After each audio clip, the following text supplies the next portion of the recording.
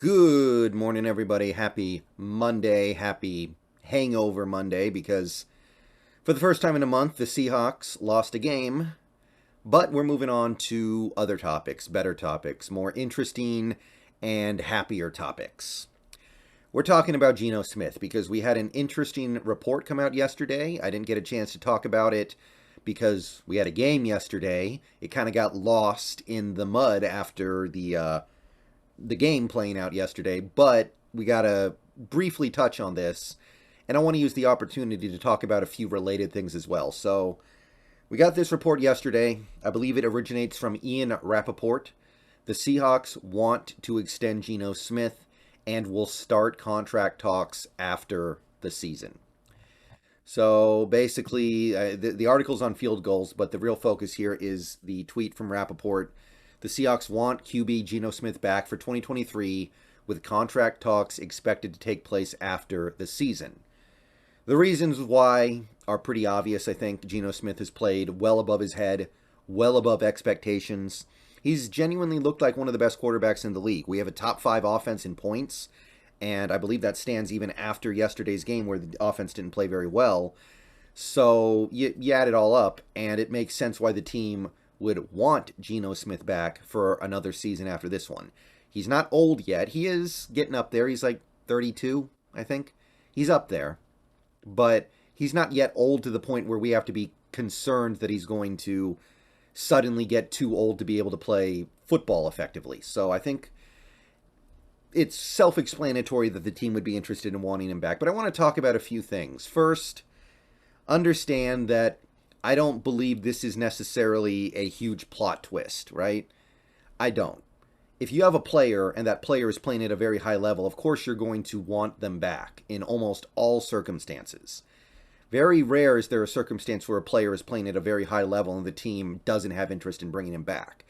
So the fact that this team wants Geno Smith back for 2023, I think is relatively evident. We didn't need Ian Rappaport to come out and tell us this. I'm sure it was implied in the fact that Geno Smith is playing good football at the moment.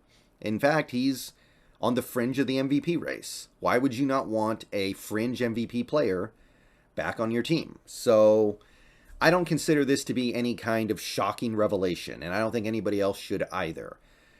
And just because this report comes out and just because contract talks are expected to take place after the season, well, let me be very clear, that doesn't guarantee anything. So let's talk about this for a second here, because there are a couple of different angles to go over here. Because for the last month plus, maybe even 2 months, people have been saying, we need to re-sign Geno now. We need to get Geno on an extension now. We need to give him 4 years, $40 million. And then it bumped up to like 4 years, 48, 4 years, 52, 4 years, 60. We need to get him on this extension before his play prices him out of our price range. Yeah, so I know people are going to be saying that after this report, because the report says contract talks are going to take place after the season. People are going to say, we should be having the contract talks now, because his price is going up with every game he plays. The price has already gone up, guys. The price has already gone up on Geno Smith. He is not a rube. He is not gullible. He knows how good he's playing, and he knows what kind of money he can get. So what I really want to emphasize here is don't think you can trick Geno. Don't think you can fool him into taking a well below market value deal. Don't think you can trick him into signing an extension now for less money than he's going to be able to get at the end of the year. That's not happening.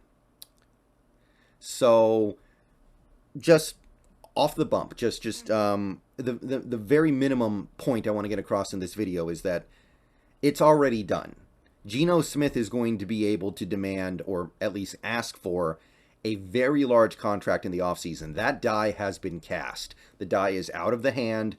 We can't go back on it. I can't re-roll. That's just where it is right now. So don't think you're going to trick Geno into accepting some mid-level QB or high-level backup contract. That ship has sailed. Maybe you could have done it in the offseason before this year started, And even if you had done it, here's the other thing to remember. If you had done that, he would just hold out. If you had signed him to some 5-year deal for $4 million a year, and then he comes out and has this year, you think he's just going to lay down and take that? No. He's going to hold out and say, give me the money that I've earned with my play, or else I'm not playing, because me risking my body and me risking my one opportunity to make big money just because I signed this small contract in the offseason before anybody knew how good I was going to play, I'm not doing that. That's not worth it to me. So understand that keeping Geno is going to require a significant contract offer. There's no tricking him. There's no finding some way around it. It is what it is. Geno knows how well he's playing. He knows what he can get. He knows what he might be able to get from another team. That is what it is.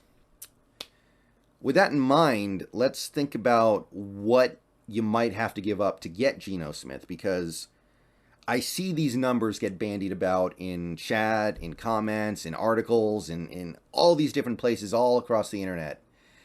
And I think that we are underestimating how much of a seller's market it is for a quarterback right now. If you are a good quarterback in the NFL right now, if you're playing at a high level, like the way Geno Smith is, you are in a 100% seller's market. This draft is not very good for quarterbacks. We thought it was going to be really good, but it's not. There are only a couple of first-round guys after all, and some of them are very questionable. The only true blue chipper in this draft is Stroud. And you look around the league right now, you're seeing a lot of quarterbacks play at a not very high level. You're seeing way more teams than there are top high-quality quarterbacks, top-quality gunslingers. So if Geno gets out on the open market, he knows somebody's going to bid for him, and he knows that he's going to be able to say, I played better than this guy, I played as good as that guy, I played almost as good as that guy, look at my numbers, look at my performance in fourth quarters trying to put games away, look at this, look at that, compare it to this, compare it to that. I should be able to get pretty close to top of the market. Will he get top of the market? Maybe not, just because he's an older guy and he doesn't have the pure raw talent of some of these other quarterbacks. He doesn't have the arm talent of Justin Herbert. He doesn't have the mobility of a Kyler Murray. He doesn't have the all-around golden skill set of Deshaun Watson. But honestly, he's producing better than most of those guys, isn't he? I think he is. So he may not be able to get it, but he can ask for it and have a leg to stand on. And if we don't give it to him, I would expect him to at least strongly consider testing the market. I mean, think about it like this. Kyler Murray this last offseason got $230 million plus what was left on his rookie deal. Got almost $50 million a year. Almost $50 million a year for what? Okay? For what? Losing record as a quarterback.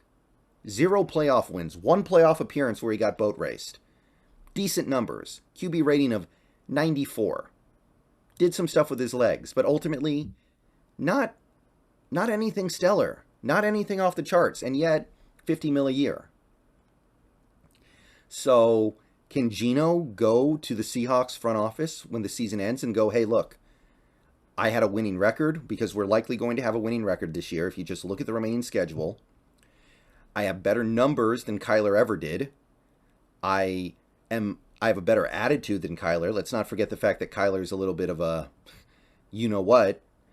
I am healthier than Kyler. Kyler misses time pretty much every year. Sometimes he misses a game or two. Nothing terrible, but he's not exactly Mr. Durable over there in Arizona. Can Geno say, look what Kyler got, I should be getting that? Maybe. Maybe he won't get it because he's older and he doesn't have the talent. He didn't go number 1 overall in the draft. There's a little bit of a negative stigma, negative reputation around Geno. Maybe he won't be able to pull the full 5 years, $230 million, but he'll be able to make an argument for it.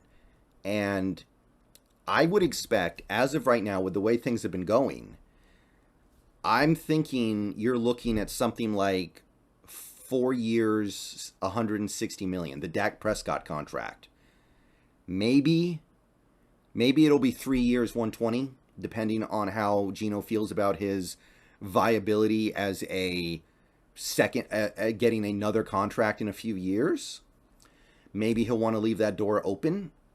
But as of right now, you look at the fact that Kyler got this. You look at the fact that Deshaun Watson got his contract, a very similar contract to this one, fully guaranteed, without playing a game for a year. You look at what Russell Wilson got, even though he had been mid for a year and a half. And I'm sorry for using that word, but it's catching on with me, I guess. I don't know. You look at what these quarterbacks have gotten without stellar results, with results in some cases objectively worse than what Geno is giving you right now. I don't see how you're getting out without giving Geno at least 40 mil a year. If he's feeling really, really generous, maybe 35. But would he? Not convinced. So just because we want Geno back doesn't mean it's going to happen, because I believe this front office will at least be somewhat resistant to the idea of giving another quarterback a monster deal. Geno genuinely might get a contract that is bigger than the one Wilson got several years ago, and maybe that's understandable because the cap has gone up, but that doesn't mean this team is going to feel comfortable doing it. So I'm interested to see how this plays out, but don't think just because you saw this report that it means it's going to happen. There's a lot of stuff that needs to happen between now and then, and it's going to be a lot of money. Now, the other interesting part of this report was actually the Seahawks apparently want Drew Lock back as well. He's also set to be a free agent next year. Obviously, we haven't really seen much of anything from him. He was very sporadic in the preseason, but he did show positive signs.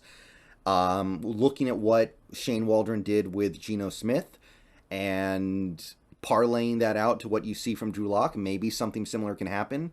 Geno Smith was a turnover machine earlier in his career. Now he's not. Drew Lock, turnover machine right now. Can that be fixed? Drew Lock has more arm talent than Geno Smith. I definitely believe that. Drew Lock has an absolute cannon. But can he be groomed into somebody who can really read a defense, do stuff pre-snap, and actually run a high-level NFL offense? I don't know. But that's an interesting footnote to all this. Apparently we want Drew Lock back as well. And if this is the case, because understand, Drew Lock is going to be super easy to keep. Drew Lock is going to cost very little. You're going to have no problem keeping Drew Lock if you want him back. I don't think there's going to be any kind of a market out there for Drew Lock. You give him 2 years, $5 million, or 2 years, $6 million, I think he jumps on it, no problem. That means this team is not interested in acquiring a new quarterback this offseason in, say, the draft, which is probably the right thing to do at this point, because this draft didn't pan out the way I was hoping. But it's definitely notable that Drew Lock got called out in this report as well. A lot of people think that it's possible that Geno walks because his price goes up too high and Drew Lock ends up as our starter next year. I think that's possible, but I don't know if Pete Carroll's on board for that. So we'll see how it plays out, but I wanted to talk about this report for a minute. I don't consider it to be anything shocking, and I don't consider it to be a guarantee of anything. So I'm buckled up, and I'm ready for a very expensive offseason with this particular guy. All right.